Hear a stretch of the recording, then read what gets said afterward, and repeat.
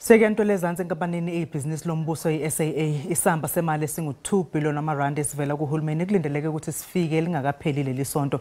Ngisho noma lesamba semali sizokwazi ukusiza leNkampani kodwa ukudilizwa kwezisebenzi kuzoba nzima ukuthi kugwemeke. iSAA isasingejwe ife lemnyama kodwa sekunenhlanzi yethemba.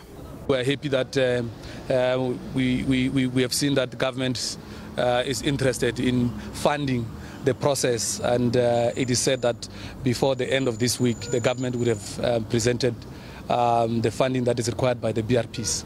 We got that commitment from the BRPs. They are very much confident that the government will make that 2 billion available. We got an assurance that liquidation is out of the picture. Something that is inevitable is job losses.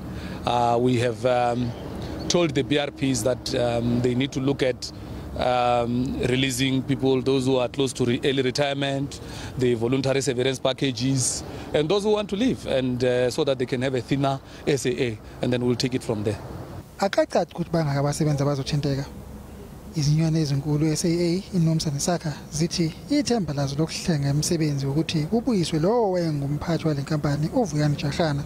What we're saying is that bring the 2 billion. When you bring the 2 billion, allow the business practitioner to start working with the support of another business practitioner, which is Mr. Mari and Mr. Jahana. The reason why we want these two people is that Mr. Mari is going to be looking after the interest of the workers, and at the same time, Mr. Jahana will be, implementing a plan that he had already started working on. It's alive. It's a plan that is workable. Umnyango wezinkampani zikaHulumeni ukhiphe istatement wathi uzokwenza okusemandleni ukunciphisa isibalo salabo abazodilizwa.